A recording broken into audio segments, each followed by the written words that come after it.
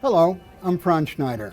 I spent a lifetime accumulating experiences that allow me to present passengers with interesting talks that always entertain. Let me take a few minutes to describe the many talks that I've given on cruise ships. I'll include a few clips from some of these talks so that you can see some of the content I've developed as well as my presentation style. I've been struck by the fact that a significant number of cruisers are very interested in classic cruise ships and what shipboard life was like aboard them. I started traveling on cruise ships when I was a boy. Often the first talk I give is a life on liners, which discusses 4 of my favorite ships, starting with the Queen of Bermuda. I give another talk about Cunard's legendary queens, which is very popular with cruisers interested in history. I've also been a sailor all my life and have stories to tell about racing on the ocean. One of my talks describes a race across the Atlantic that I did in 1966 with a then unknown 27-year-old Ted Turner, followed by a race across the Pacific a year later with Ted.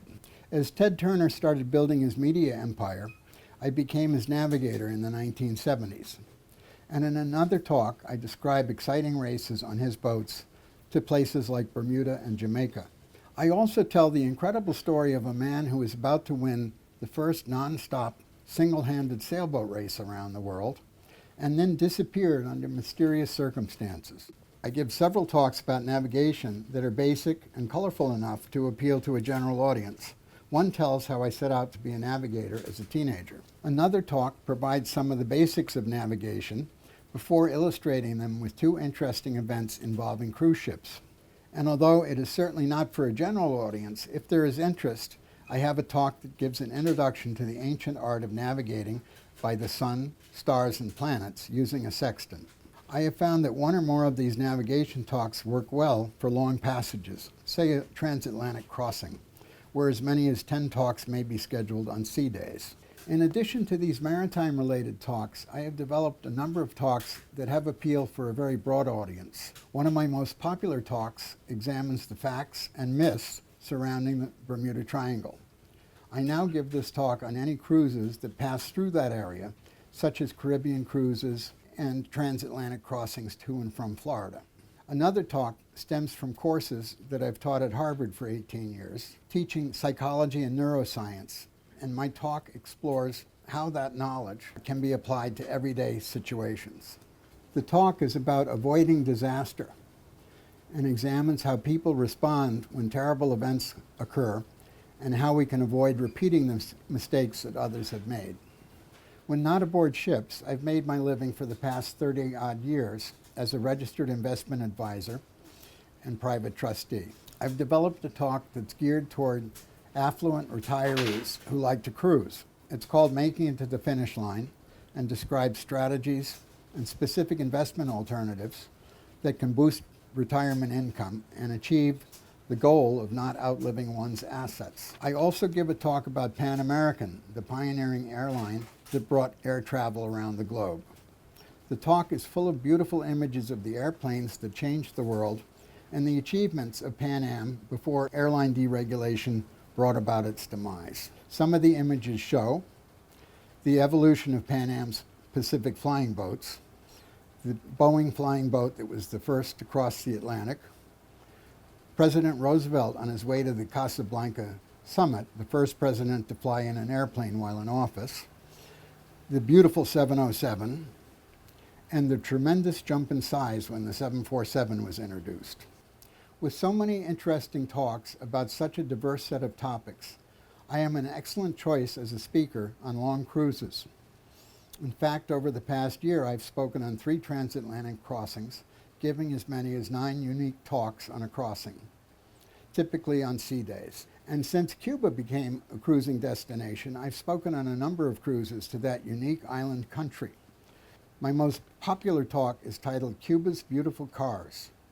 I survey the popular models year by year and feature interviews with some of the ingenious Cuban mechanics who managed to keep these lovely cars on the road. I also give a talk that describes the 10-day period when the world came close to nuclear Armageddon, and I include a clip of John F. Kennedy's somber address to the nation. Another talk describes the long-running CIA program, Operation Mongoose, that had the overthrow of the Castro regime as its objective. A fascinating part of that story centers on Marita Lorenz, a 19-year-old daughter of a German cruise ship captain who fell in love with Castro and lived with him in the Havana Hilton. After a bitter parting, the CIA sent her back to Cuba to murder Castro, something she ultimately couldn't bring herself to do.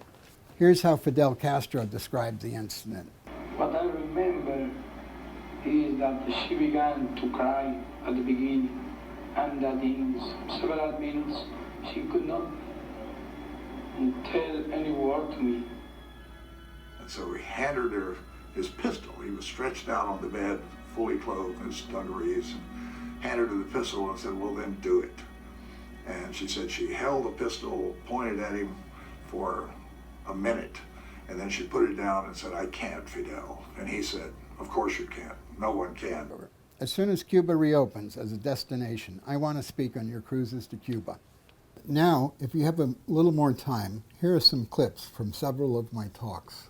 Here are clips from a life on liners. In this clip, you see me in the dining room of the Queen of Bermuda when I was a boy.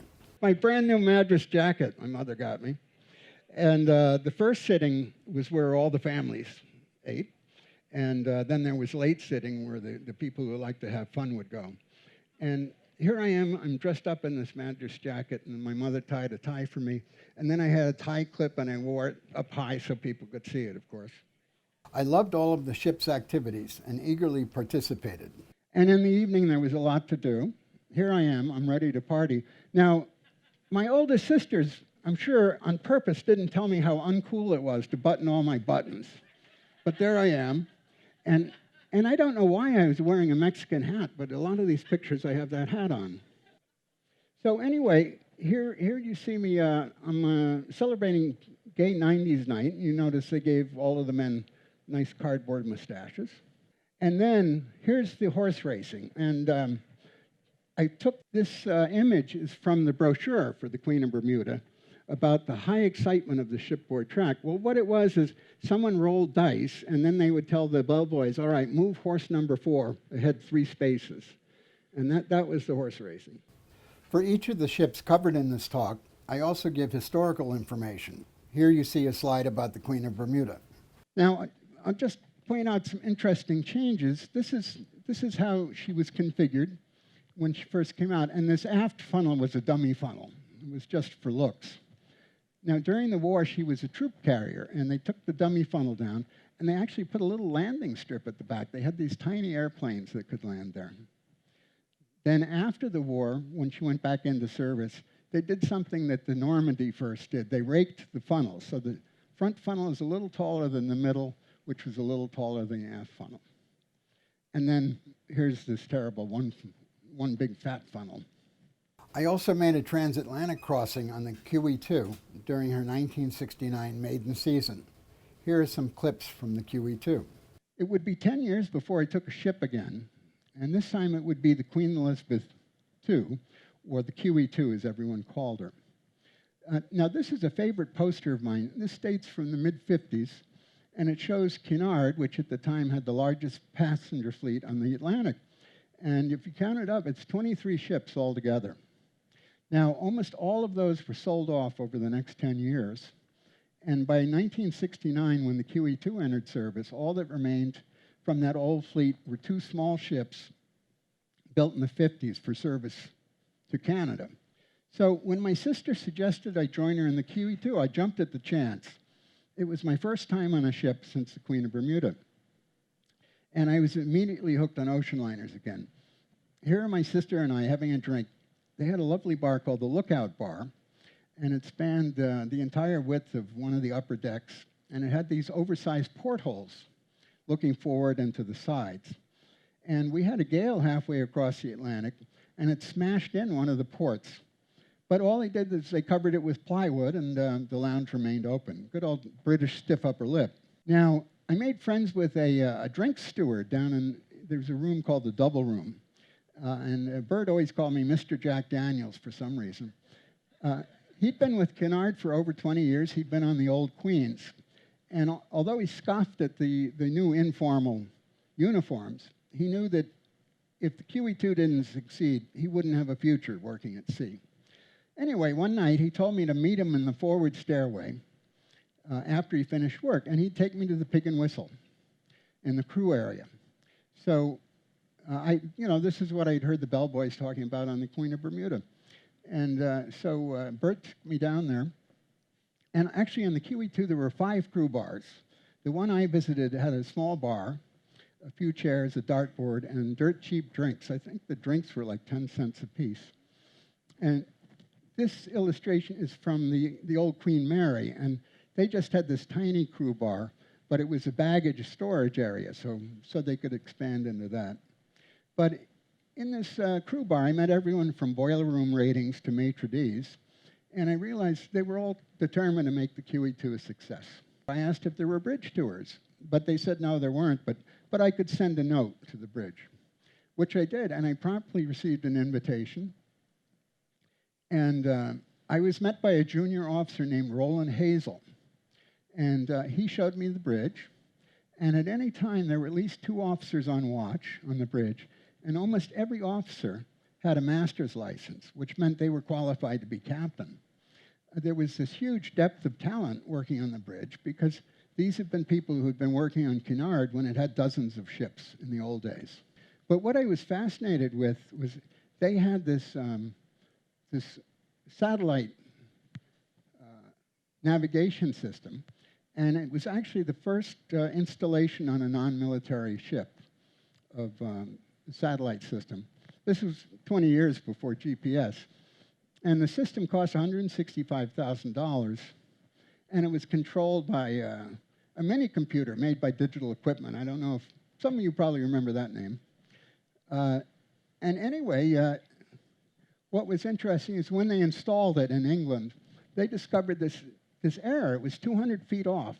They kept testing it, and then they discovered the whole grid of the United Kingdom was off by 200 feet. So they just let things be. Now, Roland also showed me the ship's charts, and I noticed whenever they plotted a fix, they would have at least 2 lines, 2 different types of positioning. So they might have a Decca line or Loran. And they also regularly took celestial shots. They took the stars twice a day and so on. Just very competent. So Roland asked me if it was my first time across the Atlantic. And when I told him I'd sailed a 40-foot sailboat across in 1966, he was fascinated. He peppered me with questions, and it was the start of a long friendship.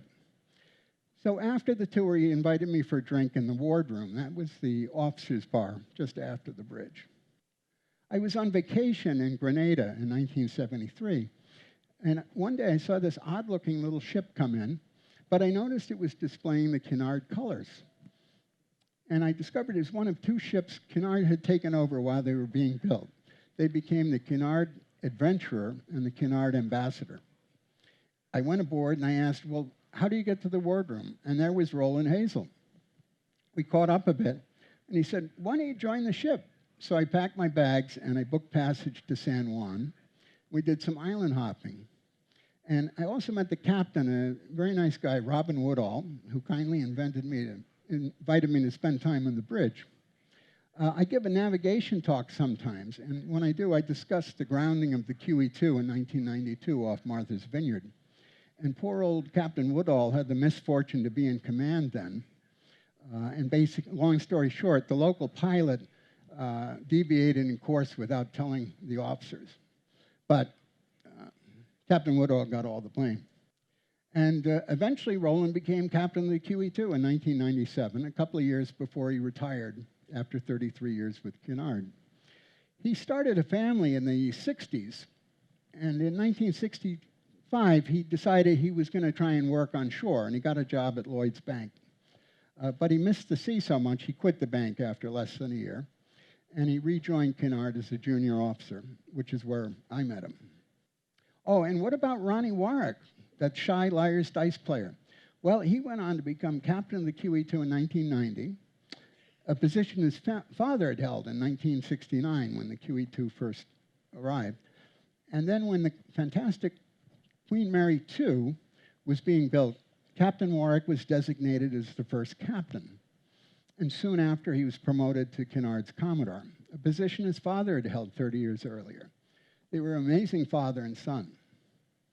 Sadly, Ronnie didn't tell his father of his new assignment supervising the Queen Mary's construction because it was supposed to be kept a secret, even though his father had supervised the construction of the QE2. But then his father died suddenly, and Ronnie's always regretted not telling his dad. The other two ships I discuss in A Life on Liners were the last two ships powered by steam, the Regent Sun and the Norway. The Regent Sun had a long and complicated history, as I describe in this clip. So the travel agent gave me a brochure for something called Regency Cruises, and it was somewhat of a fly-by-night operation, but it did operate 6 sort of second-hand classic ocean liners. They had ships like the Statendam, the Graceline Santa Rosa, and the Swedish Gripsholm. So the ship I booked us on started life as the Shalom. She was the flagship of the Zim lines, Israel small Zim lines, and she was built in France by the same yard that built the famous ships like the Normandy and more recently the Queen Mary too. Then it was bought, a German line had a ship called the Hanseatic, and they had a fire, and so they bought the Shalom and turned it into the Hanseatic. And I like this picture because here she's docked in St. Thomas, right opposite that school I used to teach at. Now then later she was purchased by the Home Line. They had a very popular ship called the Homeric, which was built in 1928. And what do you know? She had a fire as well. So she became the Doric for the Home Line. Then she became the Royal Odyssey in 1981. And you notice it used to have these twin stacks, but for the Royal Odyssey, they switched her to a single stack, and sort of a QE2 copycat. And they also extended some of the superstructure further aft. And finally, she became the Regent Sun. I enjoyed describing one incident during our Regent Sun cruise. They also had a great children's program, and they would take care of them all day. And so one day I heard the kids were going up to visit on the bridge. So, of course, I tagged along to check out the bridge. And they let each child put on the captain's hat and steer the ship. And my younger son put on the cap, and he was very, very seriously steering. But then my older son, Franz, he took the wheel and he spun it hard to starboard. And the ship immediately started turning, and they grabbed the wheel away from him. I thought it was pretty funny, and he did too. Well, later that afternoon, we were supposed to go up this very scenic fjord called the Saguenay Fjord. And the Daily Notice said we were going to go up at 5 p.m. And about 5 minutes before 5, they made an announcement on the PA system that because of a boiler problem, the fjords were going to be canceled. And, of course, my younger son was sure the boiler problem was because of what my son Franz had done. Now, the good news in this letter was slipped under the door like within minutes of the announcement, was we would get a $200 credit per person for a future cruise. Now, later the cabin steward told me they had never gone up the fjord. It was always canceled, but it was a gimmick to sell more cruises. Now, our cruise was in July 1995, and 3 months later, Regency suspended operations, even though 3 of their 6 ships were still at sea. And a ship's lien holders can arrest a ship. They can go to a local court, and they get papers, and they can show up in the ship and arrest it. And Regency had 3 ships that they lost title to in that way.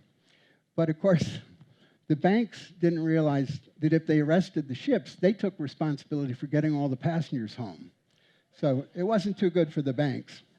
Now, this message you see, we were just arrested by the French authorities. What now? This was actually sent by one of the captains to the headquarters. So the Regent Sun was laid up in the Bahamas for several years. Then it was almost chartered, and then it was sold. Then it was renamed several times, and it almost became a whole hotel ship that was going to be called the Canyon Ranch at Sea. But finally it was sold to Indian shipbreakers, and while being towed to India, it sank off South Africa in July 2001. Finally, I talk about the Norway, originally built as the Franz. So that was the end of her as an ocean liner, or as a French ocean liner. And so for 5 years, she lay abandoned at a pier at Le Havre. Well, there was a very savvy Norwegian shipping man, and he'd created this very successful Caribbean cruise ship line. It was called Norwegian Caribbean in those days. And he had like 4 or 5 small ships. It's changed ownerships, and it's now Norwegian Cruise Line. So anyway, this founder, he poked around a bit to see if he could buy the Franz. And he managed to purchase it for $18 million. Now, he had to spend another $130 million in renovations at a yard in Germany. He barely got the ship out of France because there were all sorts of threats made. But he spent that extra money, and he ended up with the longest and the largest cruise ship in the world. Now, he had several goals in transforming the Franz into the Norway. The number one was to cut the fuel consumption.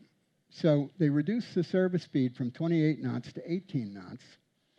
And by doing that, they could remove 4 of her 8 boilers. They inactivated 2 of her 4 turbines, removed 2 of her props.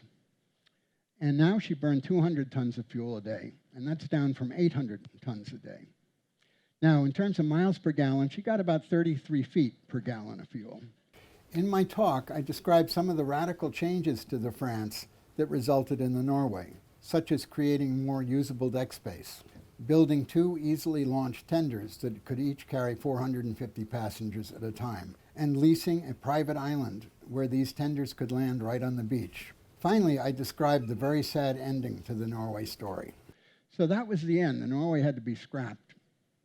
And so it was towed to Alang, India, and it was run up here on this mud bank. And then they put a team of about 1,000 locals aboard, and they just dismembered it. Now, last fall I was speaking on the Viking Star, and I discovered that the captain of the Viking Star had once been the chief officer of the Norway. So I gave him copies of these Norway slides, and he said he really enjoyed them, but it ultimately made him weep. Here are clips from Cunard's legendary Queens. Now, 30 years is a typical lifespan for a big ship, and plans have been made to retire the Queen Mary and Queen Elizabeth by the late 60s. However, by 1961, the Queens were losing money, and by 1967, the Queen was losing $2 million a year. $2 million a year. Cunard got an estimate. They figured they'd have to scrap it, and so they got an estimate that they could get 1.8 million pounds for scrapping it. $1.8 million for scrapping it. But surprisingly, people wanted to buy the Queen Mary. In fact, they got 300 bids, and the high bid came from the city of Long Beach, California, which paid $3.45 million for the ship, beating the number 2 bid, which was from the city of New York for $2.4 million. They had a very difficult last voyage with passengers from England to Long Beach, California, and it was difficult because it was too big for the Panama Canal and had to go around Cape Horn. So that meant she had to steam through the tropics, going down to the Horn and back, and she had no air conditioning. Also, there were almost no ports in the southern hemisphere that were big enough to accommodate the Queen Mary. So they had to make elaborate arrangements to have barges bring out fuel and water for the trip.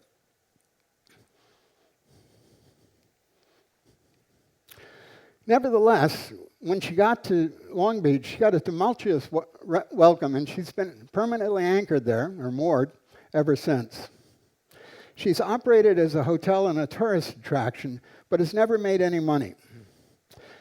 This has ended up being an enormous cost to the city of Long Beach. They thought they had a real bonanza buying the ship, but by 1992, the city had spent over $100 million just maintaining the ship. In addition, various concession operators had spent another $64 million. The lovely old Queen Mary was proving to be a world-class money pit. Here are clips from Ocean Racing with Ted Turner. Now that the Regal Princess is here on the North Atlantic Ocean, it brings back memories of when Ted Turner and I were first shipmates in a 3,600-mile race across the Atlantic from Bermuda to Denmark. And you see the course roughly there. Bermuda, north of Scotland, and we finished off the north tip of Denmark at Skagen.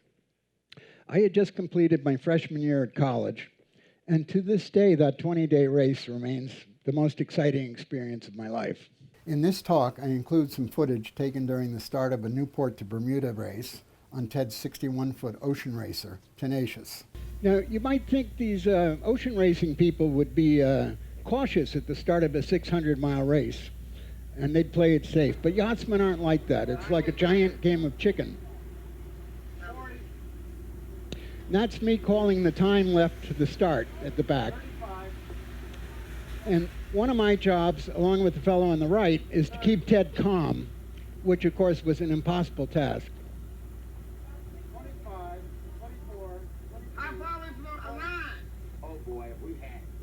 We sailed across on the starboard tack, giving us the right of way over most of the boats that were on port tack. Starboard! 9, 8, 7, 6, 5, 4. You can push him up. Hurry on the line!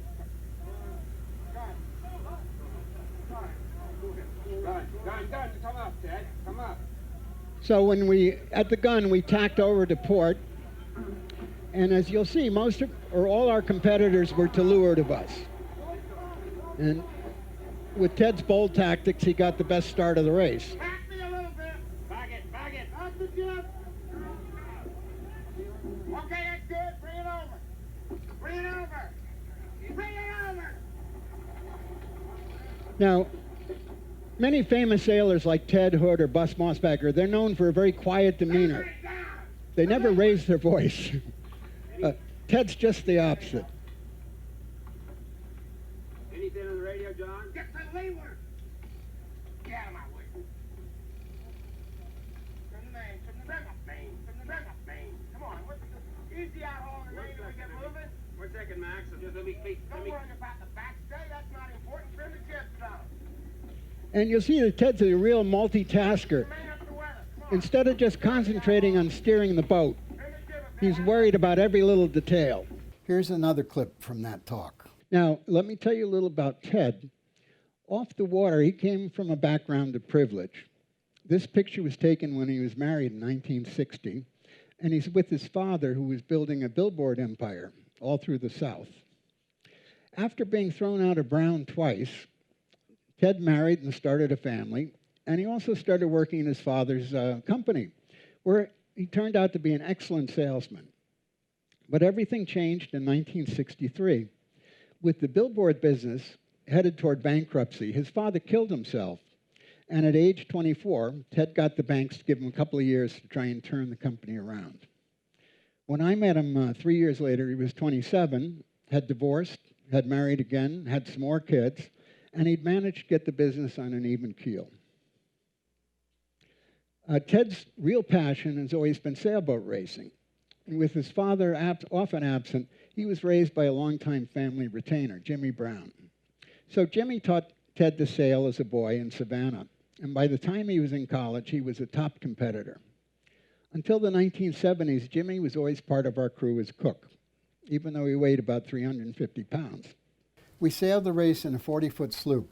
To minimize our weight, Ted decided to have a crew of only 6, and the actual sailing would be done by only 4 of us, in watches of 2 each, sailing 4 hours on, 4 hours off, 24/7 for the 3 weeks that it took to cross the Atlantic. The shortest distance is always a great circle, which you can think of as pulling a string between 2 points on a globe. Here's the course from Bermuda to the Orkney Islands, just north of Scotland. Skip Ryder went forward, and he asked that they ease the pole forward. Well, somehow the pole was not eased slowly. It was eased right into his head. It knocked Skip down to the deck. I went up and helped him to his feet. We brought him back to the cockpit, and Skip seemed fine. But then about half an hour later, he started going into convulsions. So luckily, it was just before the the daily roll call.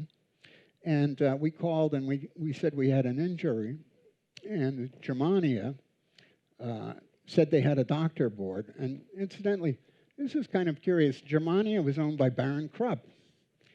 He had been in prison for a couple of years as a war criminal.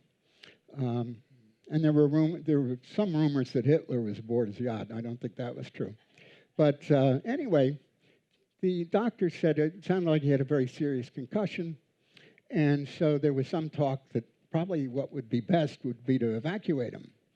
And Captain Tuzo, as a merchant captain, was describing the AMVAR system, where they know the locations of merchant ships and you can arrange evacuation. There was one problem with this, though. The race rules say you have to finish with the same crew that you started with. So that afternoon, Skip and Ted had a number of very serious conversations about what we should do, with Ted pointing out that he knew Skip was a team player and so on. So finally, Skip said, oh, yeah, right. Well, I'll stay aboard. The doctor said he would have to stay below for the rest of the race. But this turned out to be a bit of a crisis, not just for Skip, but how are we going to continue racing with only 3 people? Well, of course, Ted had a simple solution. He would stand to watch alone. That suited his sort of gone with the wind mentality. So he put me on the watch with Chip Spurgeon. We'd be the other watch. And knowing Ted, that was no surprise he picked that. So Ted would sail the boat alone for 4 hours at a time, often with Jimmy Brown for company. But we noticed by the change of watch, Ted was often a bit short-tempered, especially if we were tardy relieving him. As we got closer to Scotland, the weather turned colder and the wind started heading us. Now, except for Chips, none of us had brought anything in the way of warm clothes. I hadn't realized the Orkneys were just 400 miles south of the Arctic Circle, and all I had was one pair of blue jeans and some shorts. Also, to save weight, Ted decided rather than have blankets, we would use what are called space blankets. They were like reinforced tinfoil. Saved a lot of weight, but they didn't keep us very warm. While in Copenhagen, we were entertained royally, quite literally. All of the ocean racers were invited to an exquisite dinner party at Elsinore Castle. And on being seated, we each found an embroidered menu like this at each place setting. The dinner was sponsored by King Frederick, and when he came in, we all stood and we gave 9 Danish ras, something new to me. And after dinner, the prizes were awarded by Queen Ingrid. And as you can see in this photo, in addition to the King and Queen of Denmark, King Olaf of Norway was at the head table, as was King Constantine here. He's the King of Greece. He was the son-in-law of the Danish King and Queen. So Ted and I stayed on in Copenhagen for several weeks to compete in the 5.5-meter championship, which was Ted's first regatta, racing a 5.5.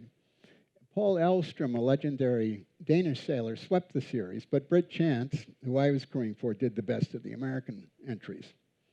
I flew back to the States in another year of college, and sadly, I never saw Vamp X again.